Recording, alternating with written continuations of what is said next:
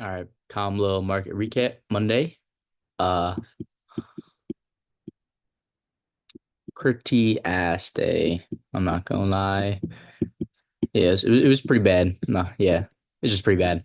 Let's go over what we were looking for going into the day.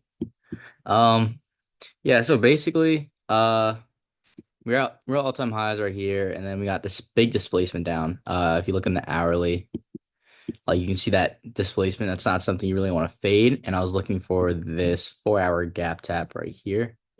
So that's what I was looking at to begin with the day. So let's scroll over real quick. Oh my God, bro. This thing takes forever sometimes. Okay, so hopping down on the 1 minute, right? We got our bias. We want lower. 9:30 opens. We hit the hourly fair value gap, come back down with displacement, and then we come back up, and then blah blah blah, and then we get SMT right here, right? Obviously ES is a lot more bearish. Um, but we're also like the same distance away from the 4 hour gap fill. So really, after this displacement, this leg, I want to see this really get respected. If we're gonna go lower, and I want to see displacement out of it, we got displacement. That's a good entry in my opinion. Reason why I didn't enter is just because I want to wait for the A plus setups. This is a pretty B tier setup, I would say. B minus. Like it was all right. But I just wanted something like A plus to take. But yeah, so we ended up filling that, well, filling part of it, and then we kept displacing lower, and this is where I saw ES. So we get another big leg. We retrace to the biggest fair value gap, and then we get some displacement right here, but wasn't too confident. But then we get displacement below this imbalance. And so what I do is, since I wanted news lows, which is data lows from Friday I entered right here, stops at this high, and then TP would have been data lows. So we displaced below that low. I go break even, stops me out. Not well, I got break even, not stop me out, but um the trade would have played out anyways. So that was a little annoying. And at that moment, I just got off. But we did end up filling the gap all the way and even sweeping out uh, data lows on NASDAQ later. Now, going into PM session, right? So after we sweep out prominent level liquidity, we chop around for a little bit. Then we finally we come up into an hourly for value gap right here. Um, don't know. Yeah, we come into the hourly on NASDAQ. We don't initially get a reaction, but as soon as ES touches it, then we get a reaction and we get displacement. Look on the 5 minute, we get good displacement. Now, my preferred level of liquidity to target would have been this low again. But if you look on ES, he had a little ES had a little bit of a better target, which would have been this low right here. And the low below it too. So I'm just gonna do that because those are my targets. So looking for those lows to be swept. As you can see, there really wasn't any 5 minute gap taps. There was a 3 minute right here where I would like to see in the 5 minute, but it's whatever. There was this one though. It's a tiny 5 minute for value gap, but still an area that you should pay attention to. Um, Nasdaq didn't did have that for value gap too to match with it, but we never got the tap on Nasdaq. But drop down to the 1 minute. This is where you see the reaction, right? So, so this is where I made a mistake, right? I was taking a draw read. We got this big candle at 225, really good displacement below the low, but like we didn't really come off of a fair value gap, which like usually don't have to for draw reads. But if you are doing a draw read, you need to keep that fair value gap in account. Um, so what was I? My entry was right here. My stops was right there.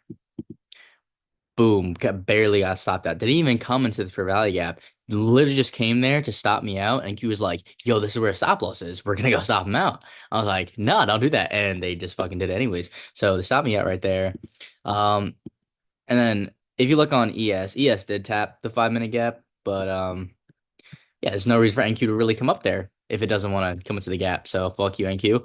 And then yeah, ES gets good displacement out of that and versus his volume imbalance. And I re-entered off of this close right there, just thinking the draw would be lower, put my stops at that wick, and yeah, basically just waited for ES to take that low, which would have been like here. It would have been this candle like halfway. So end up being 1 to 5, but like, bro, do you see these wicks? Do you see the wicks that I had to sit through, bro? Just up and down, open like oh my God, bro. It was driving me crazy, especially after I barely got stopped out up there. Driving me nuts. I'm so down on the day too. Like I risked the 3 contracts still. Still down on the fucking day by like 300. Which does piss me off a little bit, especially because we did go a decent amount lower, but yeah. Nasdaq's out to get me. Break even, ticked out loss, and then a small win. Uh, what can I say? Honestly, the only thing I think I can do better. Um, honestly, looking at this 3 minute right here, this was a good trade in my opinion. Um, because like when you see a gap like this, it's can be 3 minute, 5 minute, 15 minute. You just see this leg with a bunch of imbalances. You retrace the equilibrium of that leg, fill the biggest imbalance, and then we get displacement. I would have probably entered on this candle right there, stops right here, and then yeah, TP, uh, same place where ES took out that low, would have been 3, and like almost 0 ticks and drawdown. Honestly, I think that trade was definitely better.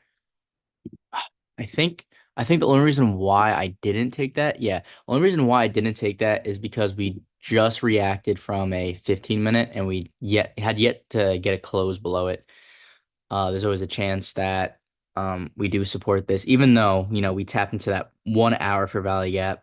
Do you really think the 15 minute and like we're following the higher time frame bearish narrative? Do you really think that 15 minutes gonna stop? It is a higher time frame for Valley Gap, but compared to the 1 hour, no, it shouldn't, especially with the bearish narrative we had since London session.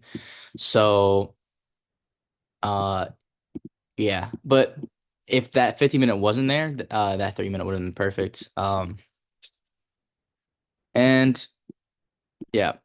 So really today, if I'm taking a draw read, just make sure your stop is big enough because my stop was not big enough today. And that was really annoying.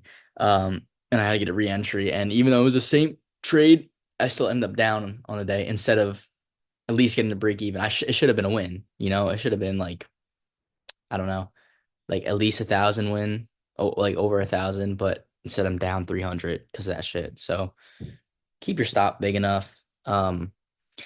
And also just be patient. Just wait for a 5 minute to get filled. I honestly, in this day, I think the only 5 minute to get filled was that one on ES, and there was this one right here. But like it just wasn't a continuation trade. But like continuation wise, yeah, that was literally the only one. So not bad, but stay patient. Finally waited for that setup after hours, but yeah, but down in the day still. So was I patient enough? I don't know. But I am getting a lot more confident with like what I want to see, like regarding displacement from gaps. So pretty happy about that, and we'll see what the week gives us.